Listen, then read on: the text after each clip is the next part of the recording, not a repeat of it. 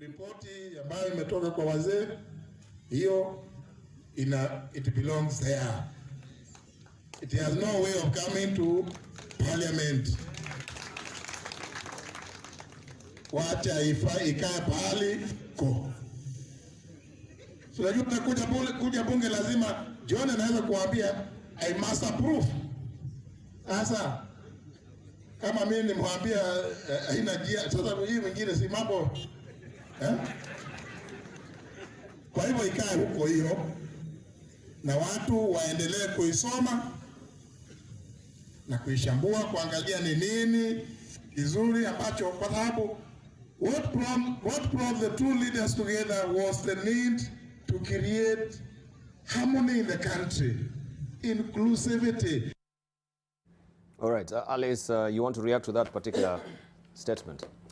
Okay, thank you, Dibal. First and foremost, the Speaker of the National Assembly has no vote in Parliament. He presides over debate in Parliament. Yes, he has the right, and it is in his place to make rulings depending on what is presented to him, either through petitions or statements or bills.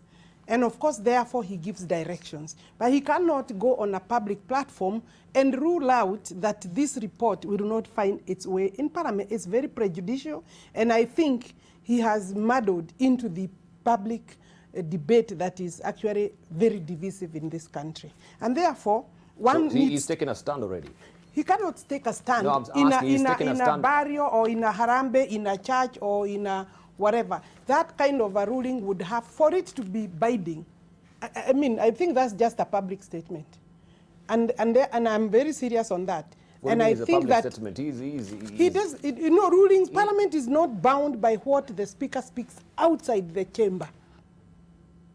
It may inform his ruling or decision when he then comes or is faced with an issue. He cannot stop a member, for example, putting this to the floor.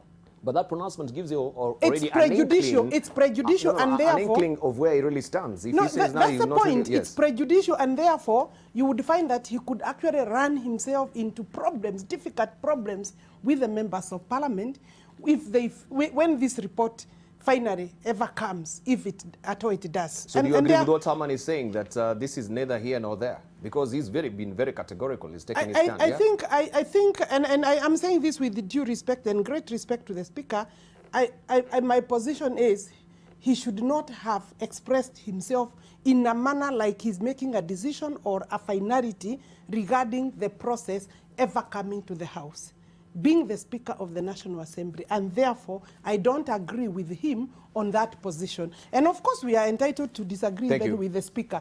But when I look at this, what he is saying so far is that the report is in the public domain for debate. And it is true, actually, when you look at this report, and you know, I agree with the Gladys Shorey. This heading, and I hope that this platform today here is not about discussing the Deputy President, because this heading by the nation could have read a win for Raila and Uhuru. But they have to ensure that they bring the name of Ruto so that they can sell.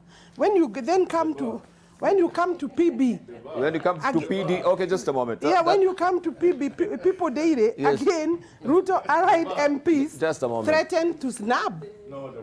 No, I mean, look, everybody has had their bite. We need to go sequentially. So that, yes, let's hear from Okongo Mogini.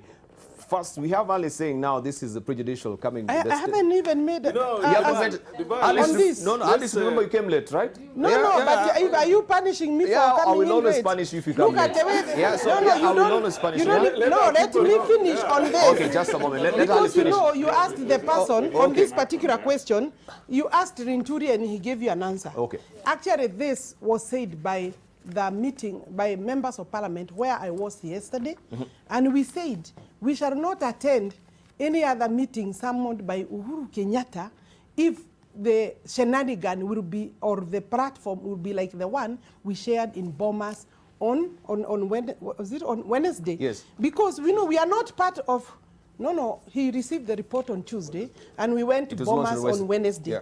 Because in Bomas, really, we expected a properly organized state function.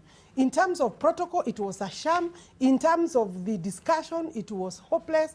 And in fact, we achieved not, in terms of unity of the people of Kenya, it ended up leaving everybody divided than it was. I had said on this table that the country will be divided after the release of this report. The report has not given direction. Is it a people-driven? Is it a referendum-driven? There is nothing in the report that actually requires to go to referendum. If you had Okongo Mogeni from the beginning saying this was a unifying factor for Kenyans, so he disagrees with you on that factor that this is a driving wage. My opinion, then why is there a debate as to whether it should be a referendum or it should be parliamentary process? That's already, a split. Thank you. Good question for Okongo Mogeni. What Alice is asking you. I think, she's assisted me with a good question there. No. I think first, let's call a spade a spade. You know, the DP is supposed to be a unifying factor in this country, but is too prone to picking quarrels over even trivial issues. Everything comes up, it is a quarrel. He must have willingness to yield some lesser issues and debate. The first one, when there was a handshake, when the handshake came, he said the handshake. Just a moment. The handshake has come. Let him have his head and finish his statement, please. No. Excuse me, Dibal. Okay. Yes. Dibal, please. Just a moment. Just a moment. What I have said is attached to me. It's associated with me. It's not. I'm not speaking for the DP. Thank you. Yeah. All right.